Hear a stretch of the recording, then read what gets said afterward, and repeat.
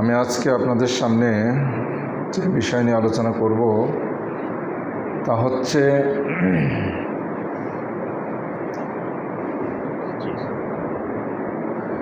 তাসহিহ আখতাইন নাস, মানুষদের ভুল ভ্রান্তিকে সংশোধন করা, মানুষের ভুল ভ্রান্তিকে সংশোধন শুধরিয়ে দেয়া। এ বিষয়ে আমি বেশ কয়েকটি খুতবা দেব ইনশাআল্লাহ। আজকে শুরুতেই এ বিষয়ের আলোচনায় আমি ভূমিকায় কিছু কোরআন এবং সুন্নাহর আলোকে আল্লাহ রাসূল সাল্লাল্লাহু আলাইহি ওয়াসাল্লাম এবং সাহাবা ইকরামগণের পক্ষ থেকে কিছু ভুল ত্রুটি ঘটে গিয়েছিল, এমন কিছু বিষয় আমি আপনাদের সামনে নিয়ে আসব। উদ্দেশ্য হচ্ছে মানুষের ভুল হবে, এটাই স্বাভাবিক। কুল্লু বানি আদম খাত্তা, আদম সন্তান সকলেই ভুল করবে, তবে খৈরুল খাত্তাইন আত-তাওয়াবুন, তবে ভুলকারীর মধ্য থেকে সেই হলো শ্রেষ্ঠ যে তওবা করে। সূরা হুদের ৮৮ নম্বর আয়াতে আল্লাহ রাব্বুল আলামিন বলছেন, এখানে শুআয়ব আলাইহিস সালাম তার সম্প্রদায়কে লক্ষ্য করে নসিহা করছিলেন। সেখানে তার একটা উক্তি এখানে আসছে, ইন উরিদু ইল্লাল ইসলাহ, আমি মূলত সংশোধন চাই, মাস্তাতাতু, আমার সাধ্যমতো আমি মানুষের মাঝে সংশোধন চাই। ওমা তৌফিকি ইল্লা বিল্লাহি, ওমা তৌফিকি ইল্লা বিল্লাহি, আমার কোনো ক্ষমতা নেই আল্লাহ রাব্বুল আলামিনের ক্ষমতা ছাড়া। আলাইহি তাওয়াক্কালতু, আমি তার উপরে ভরসা করলাম। ওয়া ইলাইহি উনীব, এবং আমি তার দিকে প্রত্যাবর্তন করছি। মানুষদের ভুল সংশোধন এটি একটি নবীওয়ালা কাজ, নবী রাসূলদের কাজ। এটি নবী রাসূলগণের মিরাজ সূত্রে পাওয়া আলেমগণের কাজ। এটা দাঈগণের অনেক বড় একটা আল্লাহ এবং তার রাসূলের পক্ষ থেকে প্রাপ্ত ভালো অংশ, একটা গর্বের মতো, গর্ব করার মতো একটি অংশ নবী রাসূলগণের পক্ষ থেকে।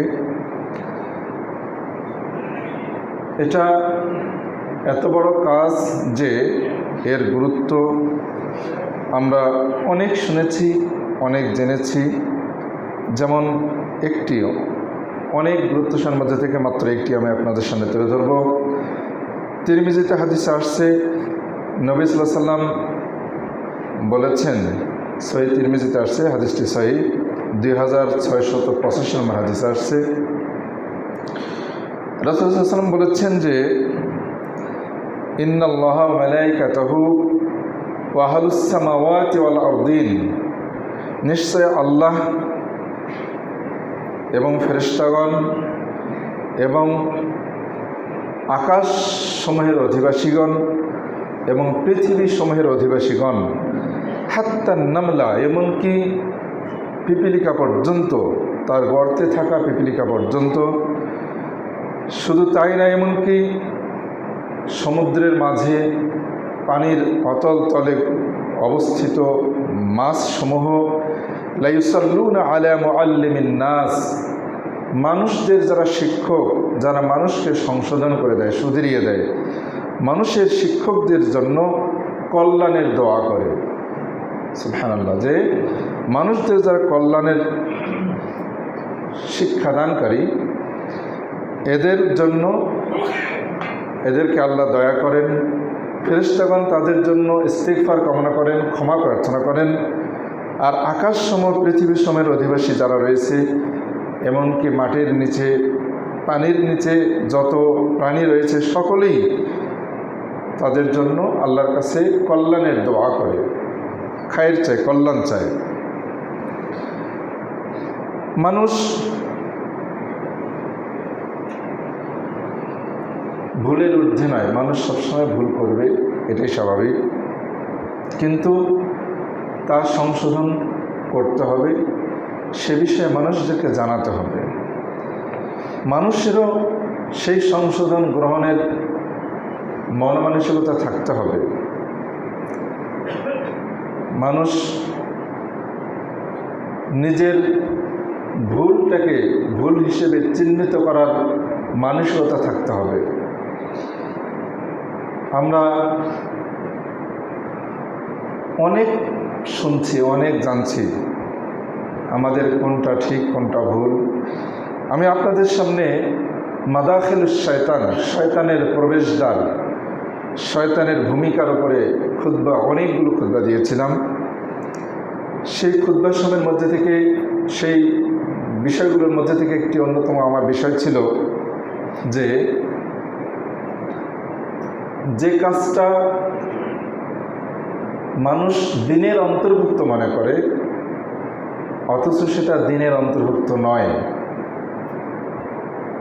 সেটা দিনের কাজ মনে করার মাধ্যমে শয়তান মানুষের ওপরে, মানুষের ব্রেনকে, মানুষের মস্তিষ্ককে ধোলাই করে যেটা দিনের কাজ নয় সেটা দিনের কাজ বলে চালিয়ে দেওয়ার মাধ্যমে তাকে বিভ্রান্ত করে। এটা হলো শয়তানের একটা অন্যতম বৈশিষ্ট্য, অন্যতম বিশেষ, তার শয়তানি যত কাজ রয়েছে তার মধ্যে অন্যতম একটি কাজ। যেমন ধরে নিই, মনে করে নিন, এই যে খুতবা দিচ্ছি, খুতবায় দেখা যাচ্ছে আমরা অনেকবার, আমি সতর্ক করছি যে সামনে দুইজনকে ডিঙ্গিয়ে সামনে আসা যাবে না। এটা আমরা অনেকবার শুনছি কিনা, কিন্তু এরপরেও পিছিয়ে এসে যারা সামনে জায়গা রেখে পিছনে বসেন তারা তো এক দোষী, কিন্তু যারা পরে এসে আবার অনেক কাতারকে ডিঙ্গিয়ে সামনের দিকে এগিয়ে আসেন, সে আরেকটা দোষী। যদিও তার ব্রেনে, তার মস্তিষ্কে তিনি ভালো করতেছেন, কারণ তিনি সামনে যাচ্ছেন। তিনি কি কারণে সামনে আসছেন? ভালো করছেন, তাই এটা তার বিবেকে তিনি বুঝতেছেন কি তিনি ভালো করছেন। এই ভালো করছেন মনে করে তিনি সামনের দিকে এগিয়ে আসতেছেন, কিন্তু তিনি অন্যায় করছেন। ঠিক এরকম ধরে নিন, মনে করে নিন, আমি যে খুতবা দিচ্ছি, যে বিষয়গুলো বলছি, এই বিষয়গুলো সবারই মনোভূত হবে তা নয়। কারো পছন্দ হতে পারে, কারো অপছন্দ হতে পারে। আমার খুতবা অবস্থায় কানাকানি যদি কেউ করে, মনে করে নিন, হুজুর এটা কি বললো, এটা কেমন হলো, এটা মানে এমন বলে ভালো হতো, ভাষাটা মানে এমন হলে ভালো হতো। এই যে পরস্পর দুইজনে কানাকানি করছেন, মনে হয় তারা ভালো কিছু করছেন, তাই কি না? ভালো কিছু করছেন কি অন্যায় করছেন? এটা ভালো নয়, এটা অন্যায়, এটা মহা অন্যায়। সব বিষয়ে সবাই যদি একই রকম লাগতো, তাহলে পৃথিবীতে কিন্তু বহু দল আসতো না। আল্লাহ রাসূল সাল্লাল্লাহু আলাইহি ওয়াসাল্লাম তিনি কি বলেছেন যে ইহুদি খ্রিস্টানরা কেউ ৭১, কেউ ৭২ দলে বিভক্ত হয়েছে, আর আমার উম্মতরা বিভক্ত হবে ৭৩ দলে। কুল্লু হিজবিন বিমা লাদাইহিম ফারিহুন, আল্লাহ রাব্বুল আলামিন বলেছেন যে প্রত্যেকটা দল ভাববে যে তার কাছে যেটা আছে সেটা ঠিক, এই জন্য সে আনন্দিত। যে বিশ্বাস করে, যার যেটা বিশ্বাস, সেই বিশ্বাসে সে ভাবে কি যে তারটা ঠিক, এ কারণে সে আনন্দিত। সেটাকে সে দিন বলে মানে, সুন্নাহ বলে মানে, যদিও সে সুন্নাহ নয়, সেটা বেদাত, সেটা অন্য কিছু, দিনের বহির্ভূত একটি বিষয়। তারপরেও যেহেতু তার বিশ্বাসে বিভ্রান্ত, বিশ্বাসটাও তার কাছে দিন। যদি কেউ দাবি করে যে আমার বিশ্বাসটা 100 ঠিক, তাহলে এটা আগে তার উচিত হবে, প্রত্যেকের উচিত হবে, যারা জাবিল ইলম, যারা জ্ঞানের, অনেক বড় জ্ঞানের অধিকারী, যারা পৃথিবীতে যেসব আলেমদের মাসআলা, ব্যাখ্যা, কথাবার্তা কোরআন সুন্নাহর অনুকূলে, তাদের মতামতের সাথে মতামতটাকে মিল করতে হবে। যদি মিলে তাহলে আলহামদুলিল্লাহ, যদি না মেলে তাহলে সেটাকে অবশ্যই প্রত্যাখ্যান করতে হবে। গোড়ামি থাকা যাবে না। নিজের বিশ্বাসটাকে, ভুল বিশ্বাসকে সঠিক মনে করা যাবে না। শয়তান তো দাঁড় পেয়ে গেল, শয়তান তো স্থান পেয়ে গেল আমাদের মাঝে। অবশ্যই সত্য মিথ্যা রয়েছে, সঠিক বেঠিক রয়েছে, যে কারণে বহু দল, বহু মত আমাদের দেশে হোক না কেন সারা পৃথিবীতে আছে। আসুন, ভুলের ঊর্ধ্বে মানুষ নয়, ভুল হবেই হবে। এমনকি আমাদের নবী সাল্লাল্লাহু আলাইহি ওয়াসাল্লামেরও কিছু ভুল ছিল। আমি সেই কথাগুলো আপনাদের সামনে তুলে ধরব কোরআন সুন্নাহ মোতাবেক। আসুন, হয়তো ভাববেন রাসূলের ভুল আমি তুলে ধরছি, এ কোন স্পর্ধা, এটা হয়তো ভাবতে পারেন। আল্লাহ রাব্বুল আলামিন কোরআনে এগুলো তুলে ধরেছেন, তবে তার অতীত ভবিষ্যৎ সব ভুলগুলোকে আল্লাহ ক্ষমা করে দিয়েছেন। আর যেহেতু তিনি নবী, তৎক্ষণাৎ আল্লাহ সেগুলোকে সংশোধন করে দিয়েছেন। আর এখন আমাদের মাঝে আমরা কেউ নবী নই, নবী রাসূল নই। আমাদের কোনো ভুলভ্রান্তি হলে, ভুল হলে সেটা তৎক্ষণাৎ আল্লাহ ওহীর মাধ্যমে সংশোধন করে দেবেন, এটা আশা করা যায় না। কাজেই নিজের বিশ্বাসকে, কুবিশ্বাসকে পরিত্যাগ করব অত্যন্ত বিচক্ষণতার সাথে, খুবই ভেবে চিনতে, ধীর স্থিরতার সাথে। নিজকে অনেক জ্ঞানী, অনেক বুঝি, অনেক পটু এসব ধারণা করা যাবে না। এটা হলো একটা খারাপ কথা, এই কথাটা ঠিক নয়। আসুন, আমি যা বলছি আমার এই বলার মধ্যে কিছু ভুল থাকতেই পারে। আমি অনেক বলি। আমি সাধারণত আমাদের বাংলাদেশের লেখকদের লেখা আমি পড়ি না, যে কোনো মাসালার উপরে সরাসরি আরবি লেখাগুলো, বিভিন্ন আলেমের, বড় বড় আরবের আলেমদের লেখাগুলো পড়েই সেগুলোই মূলত আমি আপনাদের মাঝে অনুবাদ করে শোনাই। তারা কে কী বলেন সেগুলো আমি অনুবাদক মাত্র। তো আরবের লেখকগণ যে লেখাই লেখুক না কেন, তারা দলিল দিয়ে একেবারেই 100 লিখে যাচ্ছেন, প্রতিটার পেছনে দলিল দিচ্ছেন। দলিল দিয়ে লিখে লিখে সব শেষে আবার বলতেছেন আল্লাহ আলাম, আল্লাহ সবচেয়ে বেশি জ্ঞাত, আল্লাহ ভালো জানেন। সুবহানাল্লাহ। দেখুন তো দেখি, জ্ঞানীদের পরিচয় এটা, জ্ঞানীদের পরিচয় এটা। আমি যা বলছি আমার মধ্যেও ভুল থাকে, আল্লাহ আলাম। আমার যদি কোনো ভুল হয় আল্লাহ রাব্বুল আলামিন আমাকে যেন ক্ষমা করে দেন, সঠিকটা যেন বুঝার তৌফিক দান করেন। আসুন, আমরা এটাই ভাবব যে ভুল ভ্রান্তি ঊর্ধ্বে মানুষ নয়, ভুল হতেই পারে। ভুলের উপরে ভুল সংশোধন, এ বিষয়ে আমি বেশ কিছু খুতবা দেব আপনাদের মাঝে। প্রথম আজকে এই বিষয়টি আলোচনা করছি। এটা ভুল সংশোধনের জন্য আল্লাহ রাব্বুল আলামিন পুরো কোরআন অবতীর্ণ করেছেন। পৃথিবীতে যত নবী রাসূল পাঠিয়েছেন, সকল নবী রাসূলের উদ্দেশ্য কি? মানুষ ভুলের মধ্যে আছে, সেটাকে সংশোধন করা, এটাই তো লক্ষ্য উদ্দেশ্য। কোরআনের প্রথম বিসমিল্লাহ থেকে শুরু করে নিয়ে সূরাতুন নাসের নাস শব্দ পর্যন্ত, একেবারে শুরু থেকে শেষ পর্যন্ত যতগুলো শব্দ আছে, অক্ষর আছে, প্রত্যেকটি শব্দ অক্ষর কি জন্য অবতীর্ণ হয়েছে? ভুল সংশোধনের জন্যই তো। আমাদের নবী সাল্লাল্লাহু আলাইহি ওয়াসাল্লাম তিনি দীর্ঘ 13 বছর মক্কায় দাওয়াত এবং তাবলীগের কাজ করলেন ভুল সংশোধনের জন্যই। নূহ আলাইহিস সালাম তিনি 950 বছর ইসলামের দাওয়াত দিলেন, তাওহীদের দিকে আহ্বান করলেন ভুল সংশোধনের জন্যেই, মানুষের বিশ্বাসকে পরিবর্তন করার জন্য, তাওহীদ প্রতিষ্ঠার জন্যে, ভুল সংশোধনের জন্যে। কাজে এটা একটা নবীওয়ালা কাজ, এটা নবীগণের অরিস সূত্রে প্রাপ্ত আলেমদের কাজ, দায়ী, বিশুদ্ধ দায়ী যারা, খাঁটি দায়ী যারা, তাদের কাজ। আসুন, আমরা কিছু ভুলের প্রামাণ্য কিছু চিত্র আমরা একটু অবলোকন করব, দেখব। দেখুন, সূরা আবাসা ওয়া তাওয়াল্লা, আমরা এই সূরাটা তো পড়ি, এটি হলো সূরা শেষ পারার একেবারে শেষ দিকে প্রথম আবাসা ওয়া তাওয়াল্লা আন জাআহুল আ'মা, এভাবেই সূরাটা আসছে আর কি। প্রথম আয়াত এটাই, আবাসা ওয়া তাওয়াল্লা, সূরা আবাসা। এই সূরার প্রথম যে আয়াতগুলো আসছে, এই আয়াতগুলো রাসূলুল্লাহ সাল্লাল্লাহু আলাইহি ওয়াসাল্লামের কাছে সেই উম্মে মাকতুম নামে একজন অন্ধ সাহাবী, তিনি আল্লাহ রাসূলের কাছে দিন জানার জন্য আসছেন। এসে আল্লাহ রাসূলকে জিজ্ঞেস করছেন, এটা সেটা জিজ্ঞেস করছেন।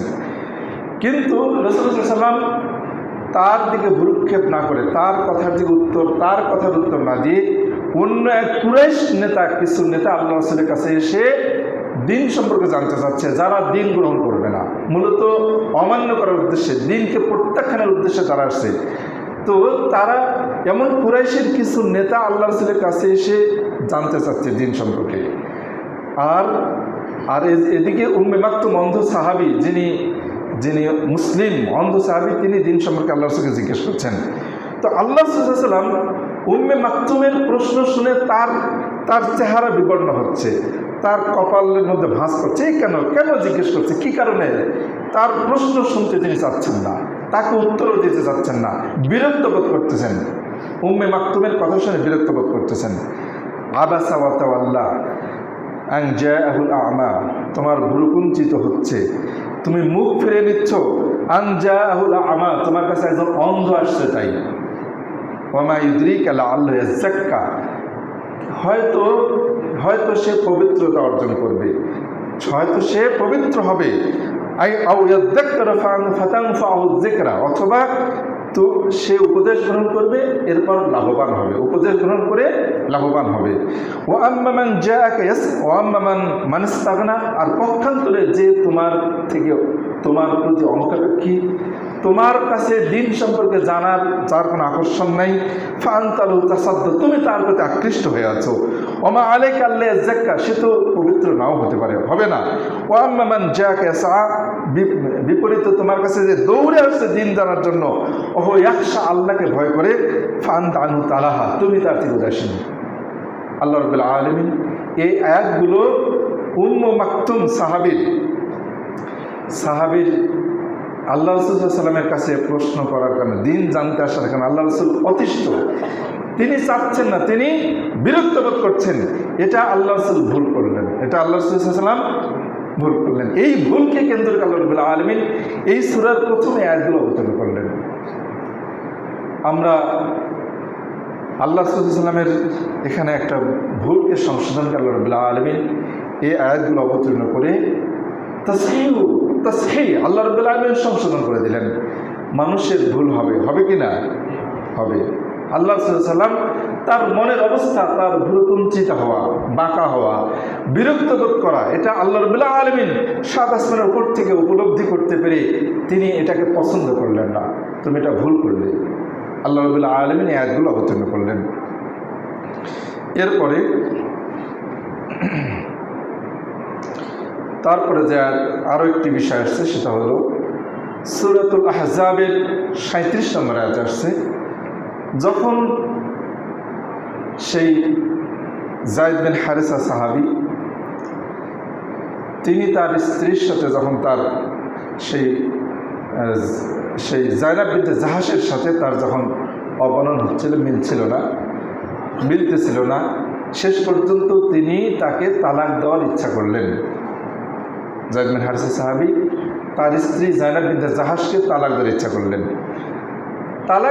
করলেন। এদিকে আল্লাহ রাব্বুল আলামিনের সিদ্ধান্ত যে যাকে পালক পুত্র হিসেবে মানুষেরা, সাহাবীরা মনে করেন আল্লাহ রাসূলের পালক পুত্র, সেই পালক পুত্রের মানুষরা পালক পুত্র বলতে কিছু নাই, পালক পুত্রের সাথে বংশীয় কোনো সম্পর্ক, রক্তের কোনো সম্পর্ক গড়ে ওঠে না। এজন্য যায়েদ বিন হারেসার স্ত্রীকে তালাক দেওয়ার পর আল্লাহ রাব্বুল আলামিন তার রাসূল সাল্লাল্লাহু আলাইহি ওয়াসাল্লামের সাথে, তার রাসূলকে যায়েনাব বিনতে জাহাসের সাথে বিবাহ দেবেন, এই বিষয়টি আল্লাহ রাব্বুল আলামিনের সিদ্ধান্ত। আল্লাহ রাসূল সাল্লাল্লাহু আলাইহি ওয়াসাল্লামের মনের মধ্যে এই বিষয়টি ছিল। কিন্তু যায়েদ বিন হারেসা যখন আল্লাহ রাসূলের কাছে এসে বলতেছিলেন যে আমি আমার স্ত্রীকে তালাক দেব, তখন আল্লাহ রাসূল তাকে বলছেন, ইজ তাকুলু লিল্লাযিনা আনআমা আল্লাহু আলাইহি ওয়া আনআমতা আলাইহি আমসিক আলাইহি, যখন তুমি বলছিলে সূরা আহজাবের 37 নম্বর আয়াত, যখন তুমি বলছিলে যায়েদ বিন হারিসাকে যে যায়েদ বিন হারিসা যাকে আল্লাহ রাব্বুল আলামিন দয়া করেছেন, যাকে আল্লাহ রাব্বুল আলামিন দয়া করেছেন এবং তুমিও তাকে দয়া করেছিলে, তাকে আজাদ করে দিয়েছিলে, তার দাসত্ব থেকে তাকে মুক্ত করে দিয়েছিলে। তো তাকে কি বলেছিলে? আমসিক আলাইকা যাওজাক, তোমার স্ত্রীকে তুমি রেখে দাও। ঠিক আছে, তালাক দেওয়ার সিদ্ধান্ত নিয়েছো, তালাক দিও না, তোমার স্ত্রীকে তুমি রেখে দাও। এই কথাটা আল্লাহ রাসূল যায়েদ বিন হারিসাকে বলছিলেন। তো এটা আল্লাহ রাসূল বলছিলেন বটে, কিন্তু মনের মধ্যে ছিল কি তালাকের পরেই তিনি তার স্ত্রীকে বিবাহ করবেন। এটা আল্লাহর পক্ষ থেকে সিদ্ধান্ত, যাতে করে মানুষেরা পালক পুত্র নয় এটা সাব্যস্ত হয় এবং পালক পুত্রের স্ত্রীকে, যেহেতু পুত্র নয়, সে তার স্ত্রীকে, তালাকপ্রাপ্ত স্ত্রীকে বিবাহ করা জায়েজ, এটা প্রমাণ করার জন্যে এটা আল্লাহর পক্ষ থেকে সিদ্ধান্ত। কাজেই আল্লাহ সাল্লাল্লাহু আলাইহি ওয়াসাল্লামের এই মনের মধ্যে এই বিষয়টি ওয়াতুফি ফি নাফসিক মাল্লাহু মুবদিহি, যে তুমি তোমার অন্তরের মধ্যে গোপন রেখেছিলে বিষয়টি, আর মানুষকে ভয় পাচ্ছিলে। মানুষকে কি ভয় পাচ্ছিলে? যে আল্লাহ রাব্বুল আলামিন, যে মানুষকে ভয় পাচ্ছিলে যে পালক পুত্র নিজের যায়েদ বিন মুহাম্মদ বলে মানুষেরা যাকে ডাকে, তার ছেড়ে দেওয়া স্ত্রীকে বিবাহ করবে, মানুষেরা কি বলবে, মানুষকে ভয় পাচ্ছিলে। অথচ আল্লাহ বলছেন যে অথচ যে ওয়াতাখশান নাস, তুমি মানুষকে ভয় পাচ্ছিলে, আল্লাহু আহাক্কু আন তাখশাহু, অথচ আল্লাহ বেশি অধিকারী হচ্ছেন আল্লাহকে ভয় করা। আল্লাহকে ভয় করার বেশি দরকার ছিল। তো আল্লাহকে ভয় না করে তুমি মানুষকে ভয় পেয়ে এই বিষয়টি না করার বা গোপন রাখার চেষ্টা করছিলে তুমি। তো এটা তোমার এই যে গোপন তিনি রাখছিলেন, এই গোপন রাখাটা তার ঠিক হয়নি। মানে এটা মনের মধ্যে গোপন রাখছিলেন, এটা আল্লাহ সাল্লাম তিনি মনের মধ্যে একটা ছিল, মুখ দিয়ে বলছেন আরেকটা। এই কথাটা মানুষকে ভয় করে তিনি করছিলেন। আল্লাহ বললেন এটা মানুষকে ভয় করা তোমার এটা উচিত হলো না, মানুষকে ভয় করা তোমার উচিত হলো না। এইভাবে আল্লাহ রাব্বুল আলামিন আয়াতগুলো তিনি অবতীর্ণ করেছিলেন। এখানে মানুষকে ভয় করেছেন আল্লাহ রাসূল সাল্লাল্লাহু আলাইহি ওয়াসাল্লাম, আল্লাহকে ভয় না করে, যেটাকে আল্লাহ রাব্বুল আলামিন তিনি রদ করলেন, প্রত্যাখ্যান করলেন এবং তাকে সংশোধন করে দিলেন। বোঝা গেল এখানেও এমন একটি ঘটনা ঘটে গিয়েছিল। এরকম আরও ঘটনা আসছে, যেমন সূরা আনফালের 67 নম্বর আয়াতে বদর যুদ্ধের পর যখন প্রায় 70 জন বন্দী কুরাইশদের থেকে সব নেতৃবৃন্দ যারা নেতা যারা এমন ঊর্ধ্বতন নেতাদেরকে 70 জন বন্দীকে ধরে নিয়ে সাহাবারা এবং আল্লাহ রাসূল নিয়ে আসছিলেন, বন্দী করেছিলেন তাদেরকে। এদেরকে বন্দী করার পর তাদের কি করা হবে তাদের ব্যাপারে কোনো সিদ্ধান্ত আল্লাহর পক্ষ থেকে আসে নাই, কারণ এর আগে কোনো এরকম যুদ্ধ ঘটেনি। কাফেরদের পক্ষ থেকে গনিমত লাভ, অনেক বন্দীদেরকে কাফেরদেরকে বন্দী করা, এরকম যেহেতু ইসলামের এটা প্রথম একেবারে বড় যুদ্ধ, এর আগে এরকম কখনো না ঘটার কারণে এ বিষয়ে আল্লাহ রাব্বুল আলামিন পক্ষ থেকে কোনো সিদ্ধান্ত ছিল না, কোনো নিয়ম ছিল না। তো সাহাবে কিরামদের সাথে আল্লাহ সাল্লাল্লাহু আলাইহি ওয়াসাল্লাম সিদ্ধান্ত নিয়েছিলেন যে এদেরকে মুক্তিপণ নিয়ে ছেড়ে দেওয়া, যাতে করে মুসলিমদের আর্থিক কিছু সক্ষমতা আসে এবং এরা ফিরে গিয়ে হতে পারে এদের মধ্যে অনেকেই আবার ইসলাম গ্রহণ করতে পারে। এই আশায় তিনি তাদের ব্যাপারে এই সিদ্ধান্ত নিয়েছিলেন। আর এদিকে ওমর সাহাবী তিনি চাচ্ছিলেন যে এই কাফেরদেরকে যদি ছেড়ে দেওয়া যায় তাহলে ইসলামের বিরুদ্ধে আবার এরা নতুন করে শক্তি সঞ্চার করে ইসলামের বিরুদ্ধে যুদ্ধে অবতীর্ণ হবে। ওমরের এই সিদ্ধান্ত, ওমরের সিদ্ধান্ত এটাই আল্লাহর পক্ষে ছিল। আর আল্লাহ এবং সাহাবাদের আবু বকর সহ যে সাহাবারা যে সিদ্ধান্ত নিয়েছিলেন এটা ভুল সিদ্ধান্ত ছিল। এই ভুল সিদ্ধান্তকে সংশোধনের জন্য আল্লাহ রাব্বুল আলামিন তিনি একটি আয়াত অবতীর্ণ করেন, মা কানা লিনাবিয়্যিন আন ইয়াকুনা লাহু আসরা, কোন নবীর উচিত নয় যে তার কাছে কাফেরদের বন্দী থেকে যাক, হাত্তা ইসখানা ফিল আরদে, তাদের রক্ত পৃথিবীতে বয়ে না দেওয়া পর্যন্ত, তাদেরকে হত্যা না করা পর্যন্ত কাফের বন্দী নবীর কাছে থাক, এটা কখনো কোনো নবীর জন্য উচিত নয়। এভাবে আল্লাহ কোরআনে অবতীর্ণ করলেন। তারপর তুরিদুনা আরাদাদ দুনিয়া, আল্লাহ বলছেন, আল্লাহ রাসূলকে বলতেছেন তোমরা চাচ্ছ দুনিয়ার সামগ্রী, আল্লাহু ইউরিদুল আখিরা, আর আল্লাহ চাচ্ছেন তোমাদের জন্য আখিরাত।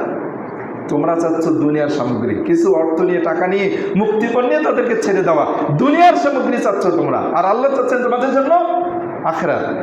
এখানে আল্লাহ তার রাসূলকে বলছেন যে তোমরা তুরিদ আল্লাহ সাহাবাদেরকে, যারা বদর যুদ্ধে অংশগ্রহণ করেছিলেন, যে বদরি সাহাবাদের ব্যাপারে আল্লাহ রাসূল বলেছেন যে এদেরকে এরা ক্ষমাপ্রাপ্ত, এমন বদরি সাহাবাদের জন্য বিশেষ একটা মর্যাদা ছিল। সেই সাহাবা এবং আল্লাহ রাসূল সাল্লাল্লাহু আলাইহি ওয়াসাল্লাম তাদের এই সিদ্ধান্তকে আল্লাহ রাব্বুল আলামিন তিনি তিরস্কার করলেন, মানে এটাকে ভুল সাব্যস্ত করলেন, করে তিনি এই আয়াত অবতীর্ণ করলেন এবং বোঝাতে চাচ্ছেন যে মুক্তিপণ এটা হলো আরাজাত দুনিয়ার সামগ্রী তুমি চাচ্ছ। এখানে আল্লাহ সাল্লাল্লাহু আলাইহি ওয়াসাল্লামের সিদ্ধান্ত ভুল ছিল, এটা একটা ভুল। এই ভুলকে সংশোধন করে আল্লাহ রাব্বুল আলামিন তৎক্ষণাৎ এই আয়াত অবতীর্ণ করেছিলেন। এরকম আরও যেমন আসছে, যেমন উহুদের যুদ্ধে আল্লাহ সাল্লাল্লাহু আলাইহি ওয়াসাল্লাম যখন তার অনেক দাঁত ভেঙে গিয়েছিল, আহত ক্ষতবিক্ষত হয়ে গিয়েছিলেন, অনেক সাহাবায়ে কেরামগণ শহীদ এবং আহত হয়েছিলেন, মারাত্মকভাবে আহত হয়েছিলেন।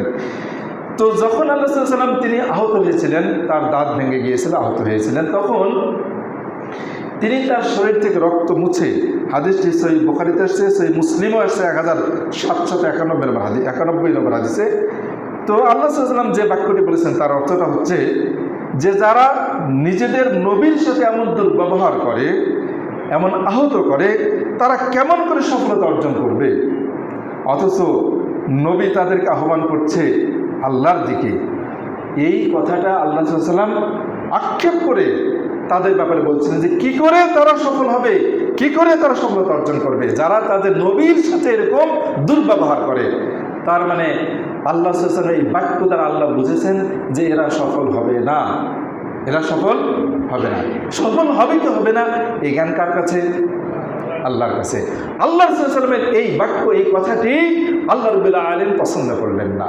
তিনি তৎক্ষণাৎ একটি আয়াত অবতীর্ণ করলেন, সূরা আল ইমরানের 128 নম্বর আয়াত, লাইসা লাকা মিনাল আমরি শাই, যে আল্লাহর বিষয়ে, আল্লাহর সিদ্ধান্তের ব্যাপারে তোমার কোনো অধিকার নাই। আর যে আও ইয়াতুবা আলাইহিম আও ইউআযযিবাহুম, আল্লাহ রাব্বুল আলামিন তাদেরকে তওবা করবেন, তাদেরকে তওবা করার সুযোগ দেবেন, তারা ইসলাম গ্রহণ করবে, ফিরে আসবে, আও ইউআযযিবাহুম, নাকি তাদেরকে শাস্তি দেবেন, এটা আল্লাহর ব্যাপার। ফাইন্নাহুম যালিমুন, অথবা তাদের শাস্তি দেবেন কারণ তারা জালিম। যেটা ইচ্ছা আল্লাহ করতে পারেন। কাজেই তোমার এই কথাটা ঠিক হলো না। আল্লাহ সাল্লাল্লাহু আলাইহি ওয়াসাল্লাম তিনি যেই কথাটা বলেছিলেন, এই কথা আল্লাহ রাব্বুল আলামিন পছন্দ করলেন, ঠিক হলো না। তৎক্ষণাৎ আল্লাহ রাব্বুল আলামিন সংশোধন করে দিলেন। ভুলগুলো আল্লাহ সাল্লাল্লাহু আলাইহি ওয়াসাল্লাম করতেছেন, আল্লাহ রাব্বুল আলামিন 7 আসমানের উপর থেকে তিনি তৎক্ষণাৎ সেগুলোকে সংশোধন করে দিচ্ছেন। এরকম তিনি সূরাতুত তাহরিম এসেছে, সূরাতুত তাহরিম যে কারণে অবতীর্ণ হয়েছিল, ইয়া আইয়ুহান নবী লিমা তুহাররিমু মা আহাল্লাল্লাহু লাক তাবতাগি মারদাত আজওয়াজিক। আল্লাহ সাল্লাল্লাহু আলাইহি ওয়াসাল্লাম তিনি তার কোনো এক স্ত্রীর কাছে গিয়ে মধু খেয়েছিলেন, আর আয়েশা এবং অন্যান্য কিছু স্ত্রী, ওই স্ত্রীর প্রতি আল্লাহ রাসূলের একটা বিরূপ মনোভাব বা মনের আকর্ষণ নষ্ট করার জন্যে আয়েশা এবং অন্যান্য স্ত্রীরা, নারীদের, মহিলাদের এই সব অবস্থা থাকবে, আছে ষড়যন্ত্র মহিলাদের মধ্যে, অথচ তারা অনেক ভালো, তাদের ব্যাপারে তাদের সুনাম সুখ্যাতি আল্লাহ রাব্বুল আলামিন নিজেই করেছেন। তো এরপরেও তাদের মাধ্যমে কিছু ঘটে গিয়েছিল। আয়েশা এবং আর অন্যান্য কিছু তার আল্লাহ রাসূলের স্ত্রীদেরকে নিয়ে তিনি আবার একটা বিপরীত ষড়যন্ত্র করেছিলেন। এটা এই আল্লাহ রাসূলের স্ত্রীদের পক্ষ থেকে ভুল। আবার আল্লাহ সাল্লাল্লাহু আলাইহি ওয়াসাল্লাম তিনি কি করেছিলেন, যখন ওই স্ত্রীর কাছ থেকে বের হয়ে আসবেন, তখন আয়েশা এবং অন্য স্ত্রীরা তারা সিদ্ধান্ত নিয়েছিলেন যার কাছেই আল্লাহ রাসূল যাবেন সেই আল্লাহ রাসূলকে বলবো আপনি মাগাফির খেয়েছেন, আপনি একটি গন্ধযুক্ত ফল খেয়েছেন, আপনার থেকে গন্ধ পাচ্ছি। অথচ আল্লাহ সাল্লাল্লাহু আলাইহি ওয়াসাল্লামের মুখ থেকে কেউ গন্ধ পাক, এটা তার কখনো পছন্দনীয় নয়।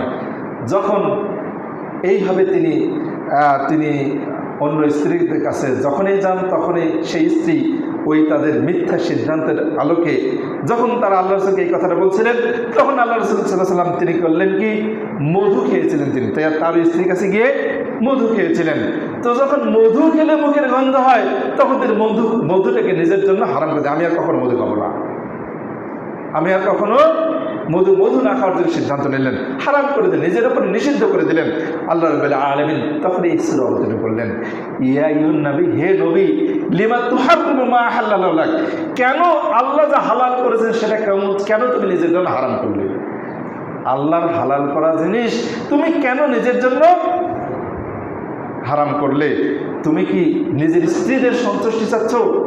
নিজের স্ত্রীদের সন্তুষ্টি চেয়ে, নিজের স্ত্রীদের সন্তুষ্টি কামনা করে আল্লাহর হালালকৃত জিনিসকে তুমি কেন হারাম করে দিলে?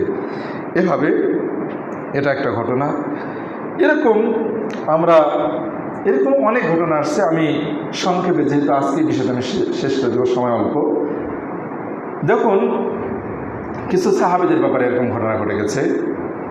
যেমন সহিহ বুখারীতে, আমরা স্পষ্ট সহিহ বুখারীতে আসছে হাদিসটি, বুখারীর 3007 নম্বর হাদিস আসছে, সহিহ মুসলিম আসছে, বহু হাদিস আসছে এই হাদিসটি। হাতিব ইবনে আবি বালতা সাহাবী, আল্লাহ রাসূল সাল্লাল্লাহু আলাইহি ওয়াসাল্লামের কুরাইশদের বিরুদ্ধে কিছু সিদ্ধান্ত ছিল, স্যার যুদ্ধের ব্যাপারে কিছু সিদ্ধান্ত ছিল। এই সিদ্ধান্তগুলো তিনি, হাতিব ইবনে আবি বালতা একজন সাহাবী, তিনি আল্লাহ রাসূলের এই সিদ্ধান্তকে গোপনে এক মহিলার মাধ্যমে, চিঠির মাধ্যমে পাঠিয়ে দিচ্ছেন, জানাচ্ছেন কুরাইশদের কিছু ব্যক্তির কাছে পাঠাচ্ছেন, সিদ্ধান্ত পাঠাচ্ছেন। কি কারণে? সেখানে এই সাহাবীর পরিবার পরিজন আছে, আত্মীয় স্বজন আছে, অন্যান্য সাহাবীদের অনেকের নিকটাত্মীয় আছে যারা তাদের পরিবারদেরকে দেখবে, দেখাশোনা করবে, কিন্তু তার এমন কেউ নাই যে তার পরিবারকে কেউ দেখাশোনা করবে। এই কুরাইশদেরকে আল্লাহ রাসূলের গোপন সিদ্ধান্ত জানানোর মাধ্যমে তিনি কুরাইশদের মধ্যে একটা বন্ধুত্ব স্থাপন করতে চাচ্ছেন, যেন তার পরিবার পরিজনকে তারা রক্ষা করে, দেখাশোনা করে। তো এর অর্থ নয় যে ওই সাহাবী ইসলামের বিরুদ্ধে ষড়যন্ত্র করছেন, এটা নয়। দেখুন, তো সেটা আলী এবং কিছু সাহাবীকে আল্লাহ রাসূল সাল্লাল্লাহু আলাইহি ওয়াসাল্লাম পাঠিয়ে দিলেন, তোমরা যাও অমুক যে রওজাতা খাখ নামক একটি জায়গায়, বাগানে, সেখানে গিয়ে তোমরা ওই মহিলার লাগাল পাবে, তার কাছে একটা চিঠি আছে, সেই চিঠিটি তোমরা তার কাছ থেকে নিয়ে সার্চ করে নিয়ে চলে আসবে। এই সাহাবী তারা রওনা দিলেন। সেই আল্লাহ রাসূল যে জায়গার কথা বলেছিলেন সেখানেই ওই মহিলার সাথে তাদের সাক্ষাৎ হয়। সেই জায়গাতে গিয়ে মহিলাকে জিজ্ঞেস করলেন, তোমার কাছে যা আছে বের করে দাও। মহিলা বললেন, আমার কাছে কিছু নেই। বললেন যে আছে, তোমার কাছে একটা চিঠি আছে, সেটা বের করে দাও। মহিলা অস্বীকার করলো। সাহাবারা বললেন, যদি তুমি না দাও তাহলে তোমাকে বিবস্ত্র করতে আমরা বাধ্য হব, তোমাকে আমরা সার্চ করতে বাধ্য হব, তোমাকে বস্ত্রহীন করতে আমরা বাধ্য হব। এখানে প্রশ্ন উত্তরের জন্য এখানে পর্দার কোনো বিষয় নাই, কারণ ইসলাম হলো মূল। দেখুন, এইখানে যখন তারা মহিলাকে এই কথা বললেন, তার চুলের খোপা থেকে একটা চিঠি বের করে দিলেন। দেখা যাচ্ছে যে মিন আবি বালতা, এই চিঠিটা হাতিব ইবনে আবি বালতার পক্ষ থেকে কুরাইশের কিছু লোকের কাছে আল্লাহ রাসূলের গোপন সিদ্ধান্ত জানাচ্ছেন। ওই চিঠিটা নিয়ে আল্লাহ রাসূলের সামনে তারা চলে আসলেন। তখন সাহাবারা, কিছু সাহাবা তাকে হত্যার পর্যন্ত অনুমতি চাচ্ছিলেন। দাঁড়িয়ে আছেন রাসূল, ছেড়ে দিন, তাকে হত্যা করি, এইভাবে অনুমতি চাচ্ছিলেন। আল্লাহ রাব্বুল আলামিন কোরআন অবতীর্ণ করে আয়াত অবতীর্ণ করলেন, ইয়া আইয়ুহাল্লাযীনা আমানু লা তাত্তাখিযু আদুওয়া ওয়া আউলিয়া, আমার এবং তোমাদের শত্রুদেরকে বন্ধু হিসেবে গ্রহণ করো না, বন্ধু হিসেবে গ্রহণ করো না। তোমরা কি তাদের সাথে বন্ধুত্ব স্থাপন করতে চাচ্ছ? অকাত কাফর, অথচ তারা তোমাদের কাছে যে সত্য এসেছে সেটাকে তারা স্বীকার করে বসেছে। তারা তো রাসূলকে এবং তোমাদেরকে তোমাদের বাড়িঘর থেকে বের করে দিয়েছে, তাদের সাথে বন্ধুত্ব কিসের? ওয়াতুমিনু বিল্লাহি, কারণ তোমরা আল্লাহর উপর ঈমান এনেছো, এই জন্য তারা তোমাদের সাথে আচরণগুলো করেছে। তো এইভাবে আয়াতগুলো অবতীর্ণ করেছেন। কিন্তু পরক্ষণে আল্লাহ রাব্বুল আলামিন তিনি বলেছেন যে ওই হাদিসে আসছে যখন সাহাবে কেরামগণ তাকে হত্যার জন্য অনেকে অনুমতি যাচ্ছিলেন, তখন আল্লাহ রাসূল বললেন, হাতিব বিন আবি বালতাকে ডেকে জিজ্ঞেস করলেন, কি কারণ, কেন?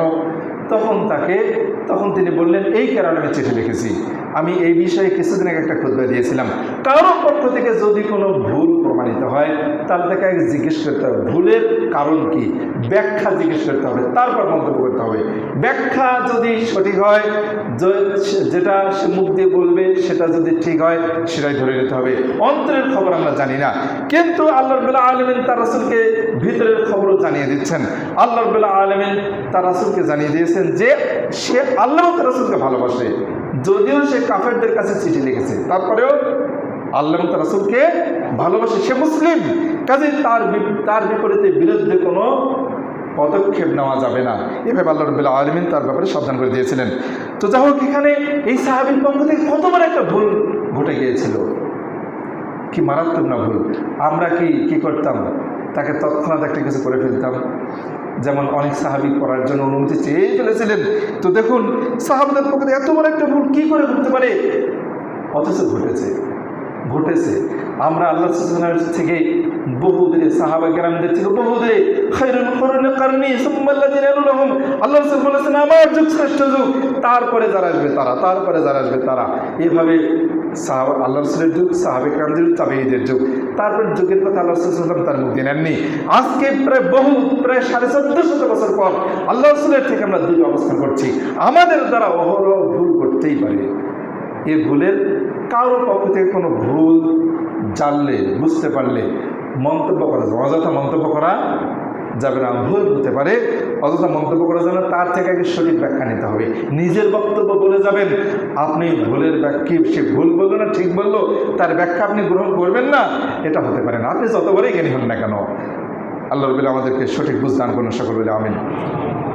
এভাবে সময় শেষে করে ফেললাম। দেখুন, আয়েশা রাদিয়াল্লাহু আনহাকে যখন জেনার মিথ্যা অপবাদ দেওয়া হয়েছিল, সূরা নূরের বেশ কিছু আয়াত অবতীর্ণ হয়েছে। দেখবেন সেখানে এই জেনার মিথ্যা অপবাদে কিছু মুনাফিক এবং আল্লাহ রাসূল সাল্লাল্লাহু আলাইহি ওয়াসাল্লামের বাস্তবেই যারা আসলে মুসলিম এমন কিছু সাহাবীও ভুলক্রমে ওই মিথ্যা অপবাদে জড়িয়ে গিয়েছিলেন। এমনকি আবু বকর একজন নিকটাত্মীয় সেখানে জড়িয়ে গিয়েছিলেন। তো কিছু সাহাবীদের মনের মধ্যে একটা দুর্বলতা চলে আসছিল যে মনে হয় ঘটনাটা ঠিক, এবং তারাও ওই মুনাফিকদের সাথে তারাও সেগুলো প্রচার করে বেড়াচ্ছিলেন। আল্লাহ রাব্বুল আলামিন এই আয়াতগুলোতে সাবধান করে দিয়েছেন যে কেন তোমরা যাচাই বাছাই না করতে এই বিষয়গুলো মুখে মুখে আওড়াচ্ছিলে, বলে বেড়াচ্ছিলে। এটা সত্য না মিথ্যা, কেন তোমরা যাচাই বাছাই না করে এটা বলে বেড়াচ্ছিলে, কি কারণে? তো আপনারা আমার সব আয়াতগুলো উচ্চারণ করে বলার সম্ভব হচ্ছে না, সূরা নূরের মধ্যে এই বিষয়গুলো আসছে। কাজেই আমরা বিষয়গুলো খেয়াল করব। আল্লাহ রাসূলের সামনে কিছু সাহাবী উচ্চস্বরে তর্ক করা শুরু করেছিলেন, অনেক উচ্চস্বরে বাক্য তারা তর্ক করছিলেন। সূরাতুত তাহরিম, সূরা হুজুরাতের প্রথম আয়াতগুলো আল্লাহ রাব্বুল আলামিন অবতীর্ণ করেছিলেন যে ইয়াল্লাযিনা আমানু লা তারফাউ আসওয়াতাকুম ফাওকা সাওতিন নবী, নবীর সামনে তোর উচ্চস্বরে কথা বলো না, এটা বেয়াদবি। আমরা এখানে এই সাহাবীরা এই ভুল করে ফেলছিলেন। এরকম অনেক ভুল ভ্রান্তি আমরা যদি এগুলো একটা একটা করে বিচার বিশ্লেষণ করে যদি চিন্তা ভাবনা করে দেখতে পাবো, সাহাবাদের মধ্যে অনেক ভুল ভ্রান্তি আসছে। জেনা পর্যন্ত ঘটেছে, চুরির কাজ পর্যন্ত ঘটেছে, মদ খাওয়া পর্যন্ত ঘটেছে, অনেক ভুল ভ্রান্তি ঘটেছে। সেগুলো সংশোধন করেছেন। আল্লাহ রাসূল মনে মনে চেয়েছেন যে এই ভুলগুলো, এই অপরাধগুলো আমার পর্যন্ত না আসুক, আসলেই তো আমি হাত কেটে দেবো, হত্যা করবো, এইসব তিনি মনে মনে চাচ্ছেন আমার কাছে না আসুক। জেনাকাররা তার সামনে সে জেনার স্বীকার করছেন, তিনি তাতে মুখ ফিরে নিচ্ছেন, সেজন্য অস্বীকার, সেজন্য নিজেই হয় পাগল হয়ে গেছে মনে হয়, এরকম চিন্তা করে আল্লাহ রাসূল সাল্লাল্লাহু আলাইহি ওয়াসাল্লাম তার থেকে মুখ ফিরে নিয়েছেন, সেজন্য চলে যায়, সেজন্য না স্বীকার যেন না করে তিনি উপেক্ষা করার চেষ্টা করেছেন, ভুল থেকে উঠে মুখ ঘুরে নেওয়ার চেষ্টা করেছিলেন, তাদেরকে নানাভাবে পরীক্ষা করেছেন। দেখুন, আমরা নিজকে অনেক বড় জ্ঞানী মনে করি, যে কারণে নিজের বুঝটাই সবচেয়ে শ্রেষ্ঠ বুঝ, সবচেয়ে উন্নত বুঝ, বিশুদ্ধ বুঝ, মনে হয় আমার চার বেশি কিছু অন্য কেউ বোঝে না। এই চিন্তা ভাবনা যদি থেকে থাকে, অনুরোধ করবো আমি, এগুলো কোরআন সুন্নাহ বিরোধী বিশ্বাস, এগুলো কোরআন সুন্নাহ বিরোধী বিশ্বাস। ভুলের ঊর্ধ্বে মানুষ নয়। আমাদের সত্যিকার বিষয় আল্লাহ রাব্বুল আলামিন সূরা আনফালের 46 নম্বর আয়াতে বলেছেন আতিউল্লাহ ওয়া রাসূলাহ, তোমরা আল্লাহ ও তার রাসূলের আনুগত্য করো, ওয়ালা তানাযাউ, তোমরা পরস্পর তর্ক করো না, ঝগড়া করো না, পরস্পর ঝগড়া করো না। যদি ঝগড়া করো ফাতাফশালু, তাহলে তোমরা হীনবল হয়ে পড়বে, শক্তি হারিয়ে ফেলবে। অতাদহাবা রিহুকুম, রিহ শব্দের অর্থ বাতাস, তোমাদের হাওয়া চলে যাবে, বাতাস চলে যাবে। হাওয়া বাতাস অনেক আলেম এর ব্যাখ্যা করেছেন, যেমন ফুটবলের মধ্যে বাতাস থাকলে ফুটবলের দাম থাকে, বাতাস চলে গেলে কোনো দাম থাকে না। রিহ শব্দের অর্থ এখানে হাওয়া শব্দের অর্থ হাওয়া, এখানে হলো শক্তি, তোমাদের শক্তি চলে যাবে।